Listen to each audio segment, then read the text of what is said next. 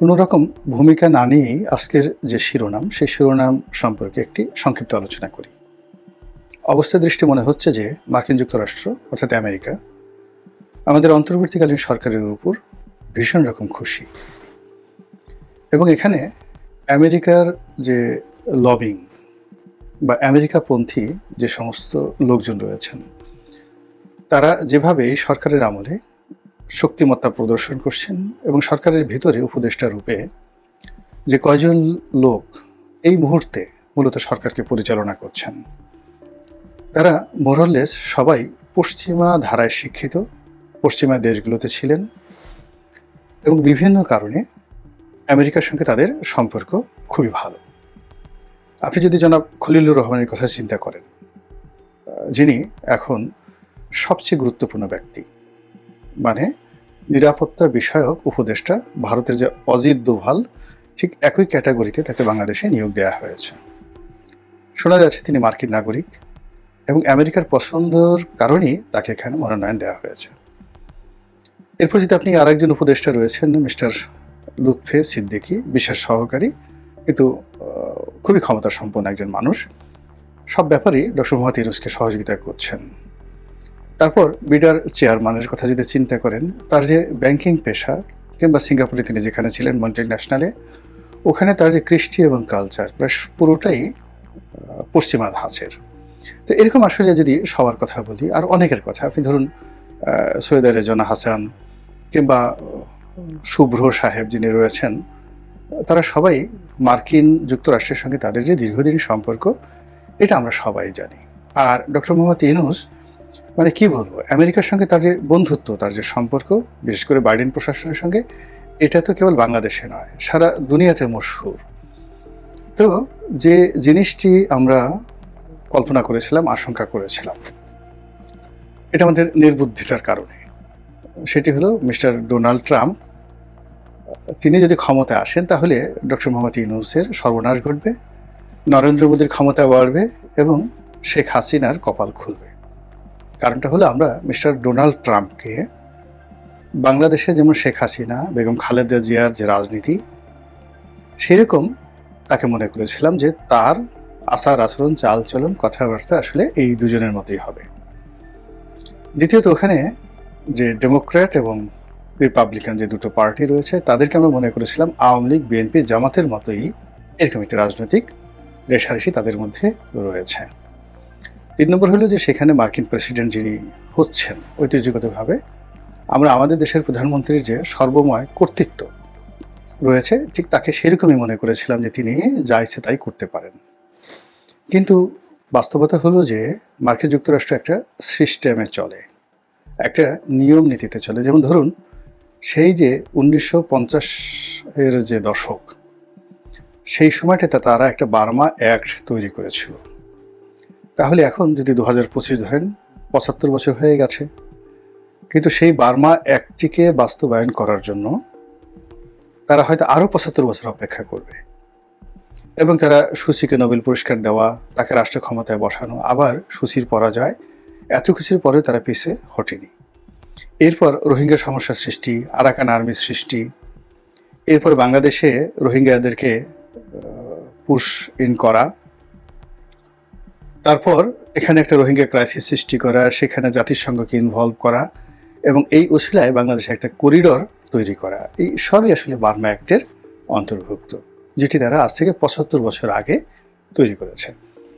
এর অর্থ হলো যে তারা যে পরিকল্পনাটা গ্রহণ করে কোন একটা দেশ সম্পর্কে, কোন একটা অঞ্চল সম্পর্কে, ওই জায়গা থেকে তারা পিছিয়ে আসে না। 1। 2 নম্বর হলো মার্কিন যে ফেডারেল সিস্টেম রয়েছে, সেখানে একজন যিনি রাষ্ট্রপতি, তার খুব অল্প ক্ষমতা রয়েছে দেশের অভ্যন্তরীণ বিষয়ে নাক গলানোর। এর কারণ হলো এখানে স্থানীয় সরকার খুবই শক্তিশালী। স্থানীয় সরকারের যে ছোট ছোট পৌরসভাগুলো রয়েছে, গ্রামগুলো রয়েছে, ওরা এতটা স্বাধীন যে ধরুন একটা ইউনিয়ন পরিষদের মতো একটা ছোট পৌরসভা বা ইউনিয়ন পরিষদের মতো একটা সংগঠন যেখানে আছে, কাউন্টি বলা হয় যেটিকে, ওখানের যে মেয়র, তাকে ওখানকার রেভিনিউ কালেকশন করতে হয়, এবং তার নিজস্ব পুলিশ রয়েছে, এবং সেই পুলিশ তাকে অ্যারেস্ট করে ফেলতে পারে। এরকম একটা বিধি ব্যবস্থা তারা সেখানে গড়ে তুলেছে। দ্বিতীয়ত শহরগুলো, এবং একটা সিটি কর্পোরেশনের সঙ্গে আরেকটা সিটি কর্পোরেশনের কোনো যোগাযোগ নেই। পুরো জিনিসটাই চলছে একটা পলিসির মাধ্যমে এবং রেভিনিউ জেনারেটিংয়ের মাধ্যমে। তো দেশের বড় বড় শহরগুলো, যেমন ধরুন শিকাগো, যেমন নিউ ইয়র্ক, এই শহরগুলোর যে মেয়র, তাদের যে ক্ষমতা ওই শহরে ডোনাল্ড ট্রাম্পের সাথে অনেক অনেক বেশি, শিকাগোতে এবং যাকে বলা হয় নিউ ইয়র্কে। এবং সমস্ত মার্কিন মুলুকে এরকম মেয়রদের একটা বিরাট ক্ষমতা রয়েছে। এগুলো এক। 2 নম্বর হলো যে মেয়রের বাইরে যেটা আর একটা প্রশাসন রয়েছে, সেটা হলো গভর্নরের একটা প্রশাসন রয়েছে। তিনিও তার জায়গাতে প্রচণ্ড স্বাধীন এবং তার রাজ্যের ব্যাপারে তার উপরে সিদ্ধান্ত নেওয়ার ক্ষমতা কারোরই নেই। আবার যেটা সিটি কর্পোরেশন, সেখানে মেয়রের উপরে সিদ্ধান্ত নেওয়ার ক্ষমতা কারোরই নেই। এরপরে রয়েছে সিনেটরদের একটা অফিস, মানে প্রতিটি নির্বাচনী এলাকাতে। এরপরে কংগ্রেসম্যানদের একটা অফিস। প্রায় প্রতিটি অফিসই এতটা স্বাধীন এবং এতটা ক্ষমতাধর। একজন কংগ্রেসম্যান ধরুন তিনি বেতন পান, আমি যে সময়টাতে ওখানে ফেলোশিপ করছিলাম তার বাৎসরিক বেতন ছিল আনুমানিক $22,000 মতো বা $30,000 মতো। কিন্তু এটা বাৎসরিক $30,000 মতো, কিন্তু তার যে অফিস, এত বিশাল একটা অফিস, সেখানে 70 থেকে 80 জন লোক নিয়মিত কাজ করে বড় জায়গাগুলোতে, আর কম করে 20 থেকে 25। এবং সেই অফিসের সকল ব্যয় কেন্দ্রীয় সরকার বহন করে, এবং সেখানে $3.5 লাখ থেকে কোনো কোনো জায়গাতে মাসে $10 লাখ পর্যন্ত কংগ্রেসম্যানের অফিসে মার্কিন ফেডারেল সরকার অর্থাৎ কেন্দ্রীয় সরকার ব্যয় করে। এবং তার যে কর্মপরিধি, একজন কংগ্রেসম্যানের যে কর্মপরিধি, আপনি ওখানে না কাজ করলে বুঝতে পারবেন না। আমরা বাংলাদেশে বসে একজন এমপিকে অনেক হেয় করি বা ছোট করি, কিন্তু একজন সংসদ সদস্যের যে কি ক্ষমতা, সেটি আপনি ইংল্যান্ডে গেলে এবং আমেরিকাতে গেলে বুঝতে পারবেন। তো এত ক্ষমতার মাঝে আমরা যেটা দেখি ডোনাল্ড ট্রাম্পকে, বারাক ওবামাকে, সেটা হলো তার বৈদেশিক নীতি সংক্রান্ত বিষয়, বৈদেশিক ট্রেড অ্যান্ড কমার্স সংক্রান্ত বিষয়ে তার যে ক্ষমতা, সেটাকে দেখি।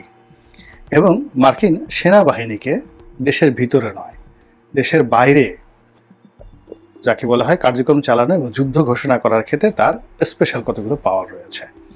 এবং দেশের পরমাণু যে কেন্দ্রগুলো রয়েছে ওইগুলোর চাবিকাঠি তার হাতে রয়েছে। এই বিভিন্ন কারণে মূলত মার্কিন যুক্তরাষ্ট্রের প্রেসিডেন্টের একটা ক্ষমতা রয়েছে। কিন্তু ব্যাপার হলো তার যে কার্যালয় হোয়াইট হাউস, এই হোয়াইট হাউসের ব্যয় বাড়ানো বা কমানো, এই বিষয়ে তার আসলে অত ক্ষমতা নেই। অদ্ভুত একটা শাসন, কিন্তু অসাধারণ এবং সুন্দর।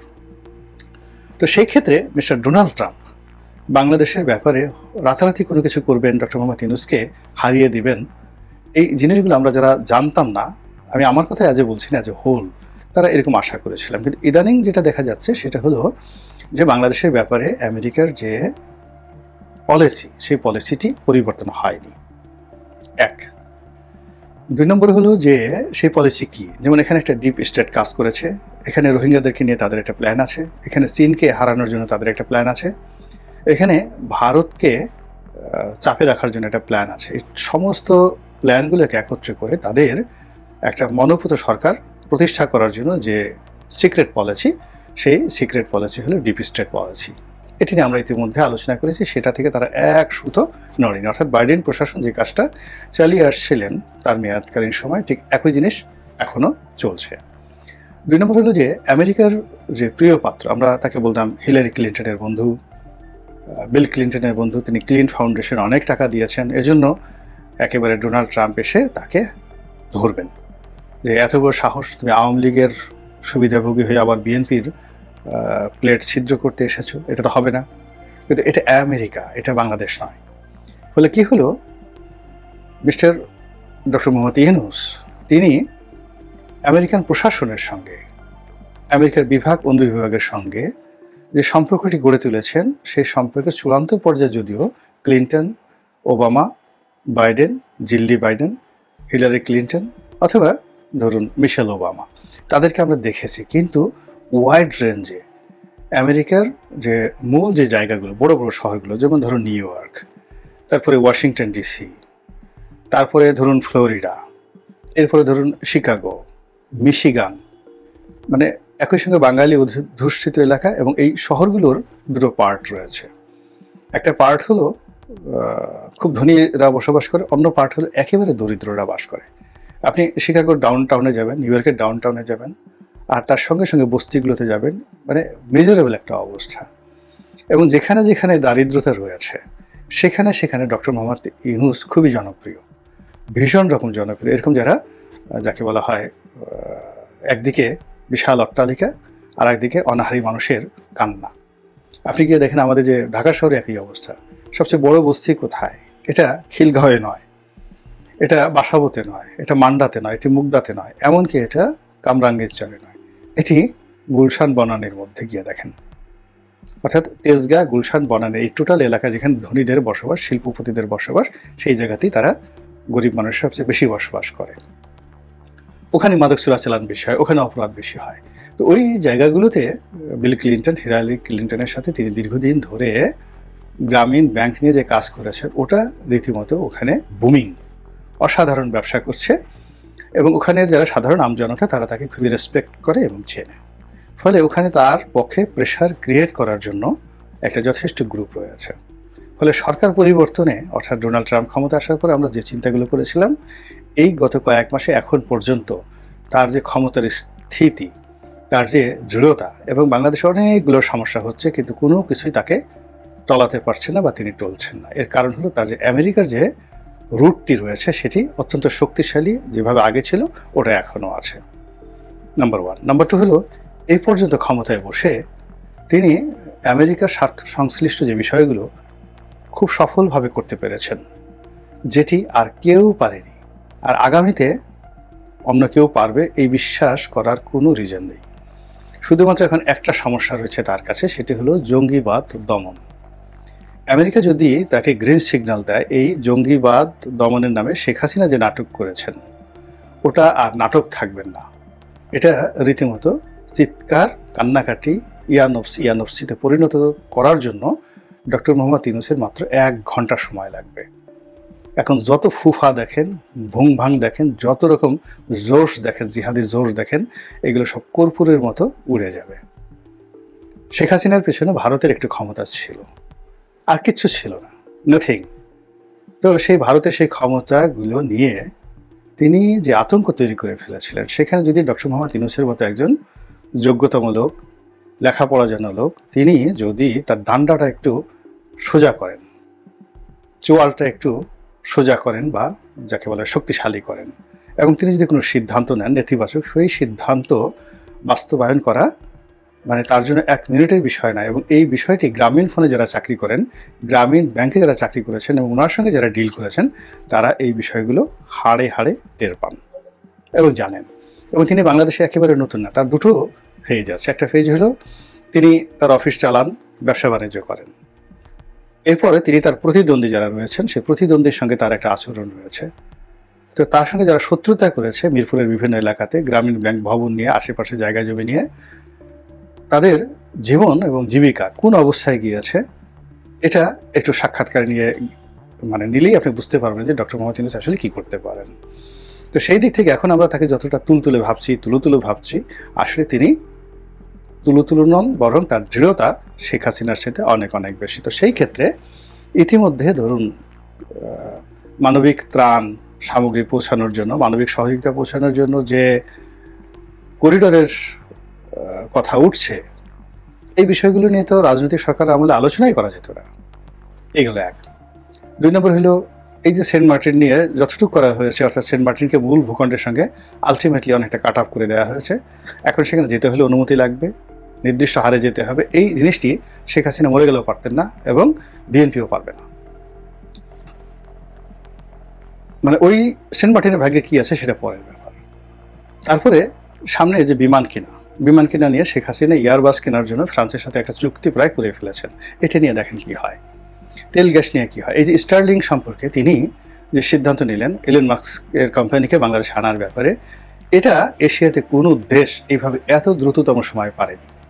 1। 2 নম্বর হলো এই যে স্টার্লিংয়ের যে স্থাপনাগুলো, এগুলো তো তিনি ঢাকাতে স্থাপন করতে পারতেন, অন্য জায়গাতে করতে পারতেন, কিন্তু এগুলো কেন টেকনাফের ওই এলাকাতে করা হবে বা কক্সবাজারের এলাকাতে করা হবে, এবং সেখানে নাকি কাজ শুরু হয়ে গেছে। তো আপনি বুঝতে পারেন যে আমেরিকা তার ব্যাপারে কতটা খুশি। এবং সেই খুশির যে বহিঃপ্রকাশ এটা আগামীতে নানাভাবে হতে পারে। তাকে যদি জাতিসংঘের মহাসচিব করা হয়, মানে মহাসচিব করার তো একটা নিয়ম আছে, আঞ্চলিক ভেদে বহু আগে এশিয়াতে উথান্ট ছিলেন বার্মার নাগরিক। এরপরে একটা সিরিয়াল, অঞ্চলভেদে একটা সিরিয়াল যায়, মানে পাক ভারত উপমহাদেশের সিরিয়াল যদি সামনে চলে আসে এবং সেই সিরিয়ালে যদি ডক্টর মোহাম্মদ ইউনূসকে মহাসচিব পদে নিয়োগ দেওয়া হয়, এটা আমি আশ্চর্য হব না, একদম আশ্চর্য হব না। কিংবা তাকে যদি আরেকটি নোবেল পুরস্কার দেওয়া হয় এককভাবে, যে তিনি এই মায়ানমার অঞ্চলে, এই অঞ্চলে শান্তি প্রতিষ্ঠা করেছেন, শান্তির দূত, তাহলে আশ্চর্য হব না। ফলে মার্কিন যুক্তরাষ্ট্রের ভালোবাসা পেলে অনেক কিছু হতে পারে, আর ভালোবাসা না পেলে কি কি হতে পারে সেটাও এই বাংলাদেশের একটা বিশাল জনগোষ্ঠী ইতিমধ্যে টের পেয়েছেন। মহান আল্লাহ আমাদের সবাইকে হেদায়েত দান করুন এবং হেফাজত করুন। আসসালামু আলাইকুম ওয়া রাহমাতুল্লাহি ওয়া বারাকাতুহু।